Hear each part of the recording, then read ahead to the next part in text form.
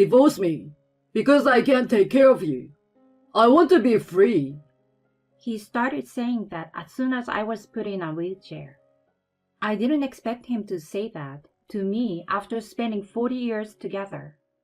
I have plenty of complaints about my husband, but to be told like that after being together for over 40 years and thinking we are family is just, it's too late to regret giving me up, the wife who would have done anything for him.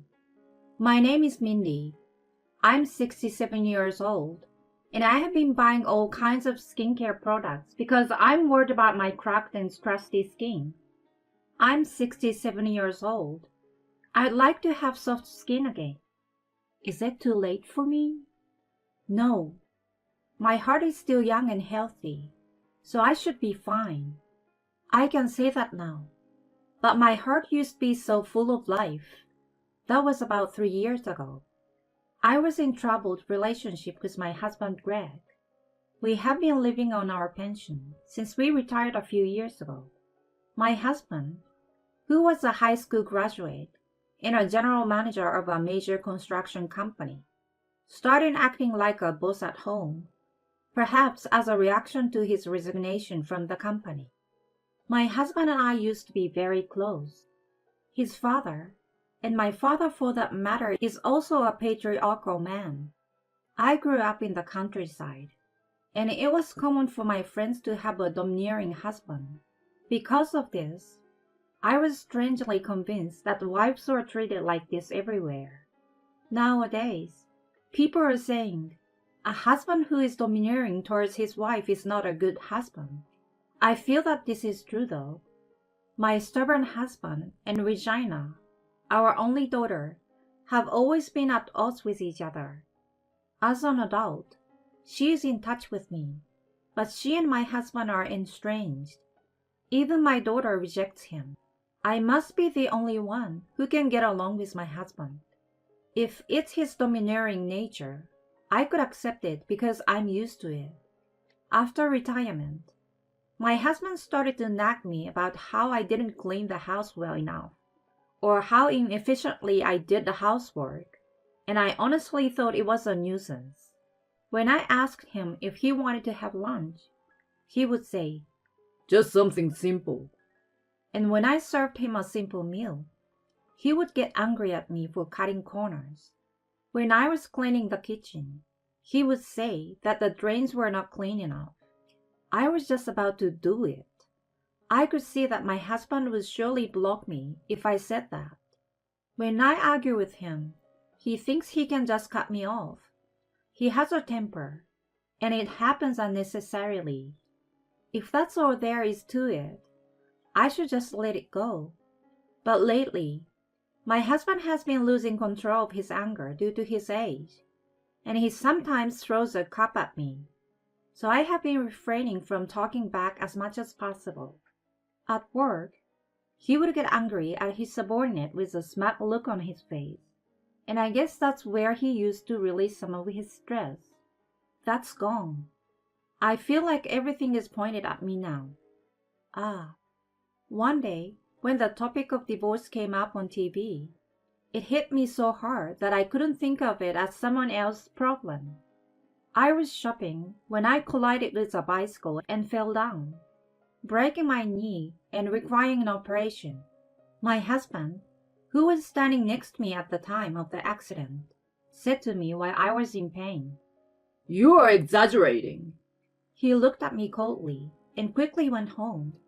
When a passerby kindly arranged for an ambulance and I was admitted to the hospital, my husband threw the least amount of luggage and documents to the receptionist and didn't even accompany me to the surgery. And the day after the surgery, What are you going to do about the house? when my husband finally came to visit me and asked me that, I couldn't help but think, huh? What? What? I asked back, what was this crazy husband talking about? I'm talking about the house. I had no choice and did it. But what are you going to do from now? My leg feels like it's going to hurt. Can you just do it yourself until I can feel my feet again? I was frustrated by the stress of being in a hospital. and I told my husband what I really thought. Naturally, my husband was furious. He started to make a big fuss in the hospital room with his own thinking that his wife was lazy and not prepared enough to take care of the house. The nurses immediately rushed to the room and picked up my husband. But needless to say, the other patient looked at him scornfully. It's hard to have a husband with a temper. I have one too. My friends were living in other places, so I had no one to talk to about my relationship with my husband.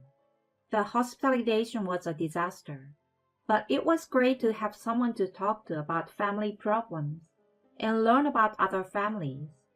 It also allowed me to be objective about what a crazy person my husband really was. I was in the hospital for about 3 months and did rehabilitation every day, but I didn't recover as well as I would have liked, so I became wheelchair bound. Thanks to the fact that I spent a lot of time in the hospital talking about my husband's complaints with others, I felt mentally refreshed, as if a burden had been lifted off my shoulders compared to before I was hospitalized. My husband's visits to the hospital were restricted due to the coronavirus, and I have not seen him at all since he made a fuss in the hospital room. We've only exchanged messages about where the fabric softener was, at the very least. It seems that he was able to live a decent life on his own. I'm sure my husband is not all that bad. After all, we've been together for over 40 years. I should not give up on him just because he is getting older and angrier. But I should be a forgiving wife who can let bygones be bygones. I was trying to change my mind, but my husband didn't come to pick me up, even though I had told him about the day I was going to be released. It was impossible for me to go home alone by train and bus, as I was not familiar with using a wheelchair. I had no choice but to call a taxi by myself, and as soon as I unlocked the front door, my husband came. Why did you come home? He yelled at me.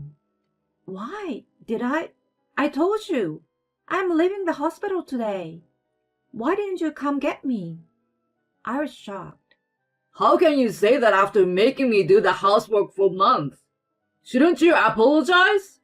Huh? What are you talking about? I was in the hospital, you know. We were both getting old. You could at least support me at a time like this. No! I was stunned by my husband's unhesitating refusal. They told me at the hospital, you know. You were going to be in a wheelchair. I don't want to take care of someone who is going to be in a wheelchair. Divorce me because I can't take care of you. I want to be free. Even though I'm alone, I know I can do the housework and clean. I will never be as good as you after decades of housework. But I'd rather live on my own than live with the burden of having to take care of an old woman with a bad leg. I was stunned that he thought that way when I heard his complaints one after another. Somewhere in the back of my mind, I had believed that my husband's personality was just distorted after retirement, but that he was still the same, and that after 40 years together, we still had some sort of affection for each other. It is true that the words divorce at a ripe old age had been floating around in my mind, but I thought I would never choose that path simply because I had a longing to be a free woman. We've had our fights, but we've always managed to get along, and I assumed that we had a good track record and would continue to do so. Are you sure? You will regret it. When I asked my husband, he said, I would never do that. Okay. Let's get a divorce. I will be out of here by the end of the day. Since you're the one who asked, can you help me pack my bags? It's not that big of a deal. You are leaving anyway. I almost cried a little when I saw my husband smiling so contentedly, but I held it in. Oh, how easy my marriage was. It's a bitter story to think that it will end with a short exchange of divorce me, and I understand. Then my husband and I divorced as we had declared, and I spent my days working hard in rehabilitation. Rehab was tougher than I had imagined, but my rehab teacher was kind, and I made many friends around the same age, so I was able to continue to have fun. Then one day, I received a call on my cell phone from my husband. It had been a few months since my divorce, but my belongings were still in the house. I asked him what was left, thinking that I could have him throw some of it away, but he was adamant about not telling me. He said he didn't want to mail it because the post office was too far away. I was afraid to go to his house because I thought it would be too much trouble. So I set a meeting place at a busy park near his house. On the day of the meeting, my husband was waiting for me at the park in his wheelchair. His hair sticky and his clothes shabby. What happened? He didn't answer my question, and he looked at me again. Why aren't you in a wheelchair? He asked. It was just a broken bone. It was a slow recovery, and now, as you can see, I can walk around with a cane. Didn't they explain that to you at the hospital when I came in? No, You didn't hear about my surgery because you weren't interested, right? That's right. Huh, you're the worst. So, you look... What's wrong with you? I'm asking you out of shame. Please remarry me. For the second time in my life, my husband proposed to me. Why are you talking about this? I asked him, and he began to tell me the story of his life.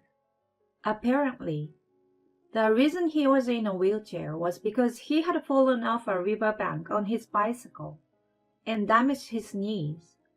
I couldn't help but say, I told you so. My husband enjoys cycling on his cross bike, but he has a habit of going too fast.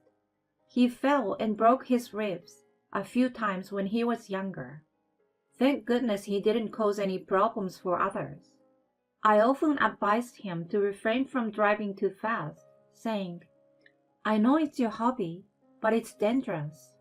But of course, my husband would not listen to me, and as a result, he ended up in a wheelchair, which I can only say was his own fault. The hospital suggested that I use a home care service, but I don't want a complete stranger taking care of me. You will just have to live with that. I can't. I want to remarry you. As you can see, I can't take a bath or wash my clothes. I can't stand it. Help me. You came here without a bath? That's a selfish thing to say. Do you really think anyone will accept such a messy proposal? How could you think of remarrying and having me take care of you when you thought you'd confined to a wheelchair? Of course it's impossible. You don't have anyone to rely on anymore. Wouldn't life with a cane be easier than life in a wheelchair? No. What you're saying is too much. He's a man who has always done nothing, so he takes it for granted that someone will do something for him, but absolutely not. I don't want to remarry because you're a pain in the butt. I want to be free, okay? When I said no to his proposal, it was as if I was giving back his words at the time of divorce, when I asked if he was serious. To me, your proposal now is more like, are you serious? You are so brazen and shameless. I replied with a smile. Think again. You abandon me like this? My husband keeps ranting. Abandonment is not a very nice thing to say. In such a state, a wife would. No, I'm a stranger now, so you can't rely on me. It was you who gave up on me in the first place. The accident, your condition, it's all your fault. You can live the rest of your life with your dirty hair and shabby clothes and not bathe at all. I had said all the things I wanted to say, things I never said in the divorce. I was right. You're going to regret this, see? My husband seems to realize that there was nothing he could do about it, and he was completely done. At the time of the divorce, I thought, he's a man who has taken it for granted to work hard for many years. So even if living alone seems easy now, the day will come when he will get hurt. I never thought it would turn out this way. Enough! I will give up on you and have Regina take care of me. I don't think that's possible. What? Regina already lives with me. I mean, she hates you. Her husband hates you. And you think you can count on her now? My husband stood there stunned at my words. I think he really wanted to rely on our daughter. I wonder if the bike ride had messed with his head too. Well, I guess there's really no one else to turn to. Well, why don't you just ask for home care? By the way, there are 3 reasons why my husband's only daughter hates him. The first is that he was too much of a domineering husband. Not only me, but he even tried to make my daughter buy alcohol for him while we were eating. I'm not your slave! She hated him. Secondly, he often introduced his subordinates to my daughter, hoping that he could get one of his own men to marry her. Of course I stopped him, but he often brought his subordinate to our house for dinner, saying that he did not intend to introduce them, and my daughter could not stand the atmosphere of what seems to be a blind date and became angry. Third, when my daughter got married, my husband heard that one of her husband's siblings had a limb. You want my daughter to take care of him? He vehemently opposed their marriage. Regina's husband declared that he had no such plans and would not let her do that, but my husband did not believe him. He originally wanted to marry his daughter off to a good man. I understand his concern for his daughter, but it would have been better if he had only opposed the marriage out of concern for his daughter. But instead, he spoke out of turn, questioning her brother-in-law's morals without even knowing him well enough. If I were to reproduce those words here, I would be flamed at once.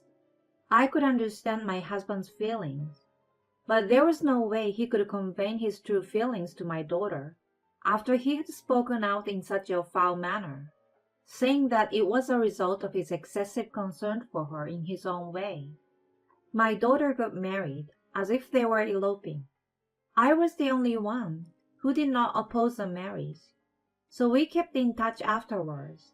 But as I said before, my husband has been estranged. There was absolutely no room for him to live with his daughter and her husband in that house.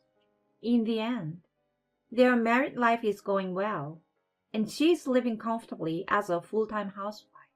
I can say that their marriage was a good decision.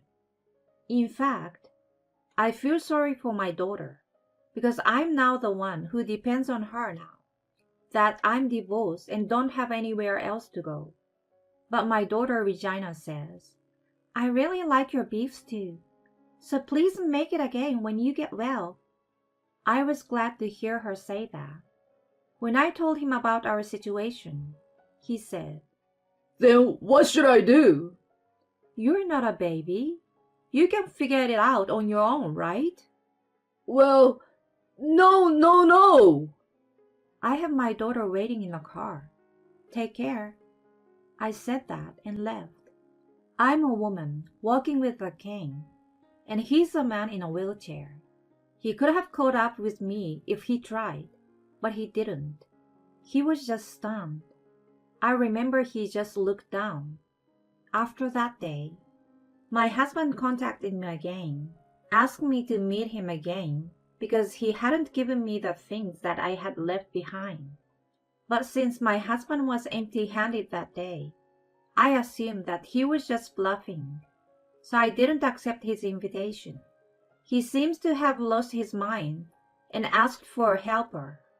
But just like his attitude toward me, he'd say, Do this, do that.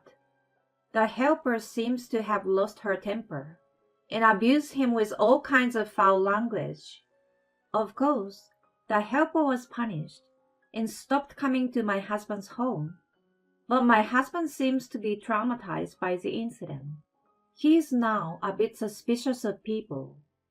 It seems that the usually strong-minded people are weak once they were bullied.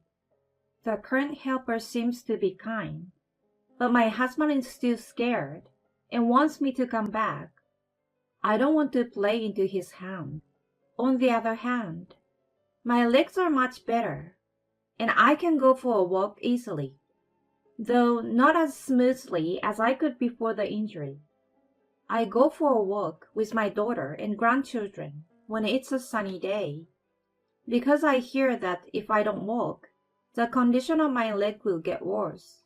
Sometimes my daughter Regina drives us to a nearby field where there is a little slope, and we often have a picnic together. I had planned to leave this house when I could walk, but Regina told me that the children are attached to me, and if I did not mind, I could stay here with them. So I decided to stay. Unlike my husband, her husband takes care of himself and helps my daughter with the housework. She is a really good girl and takes the initiative in supporting me. I am happy to have such a wonderful family after my divorce from my husband. Thank you, dear. Suck it up.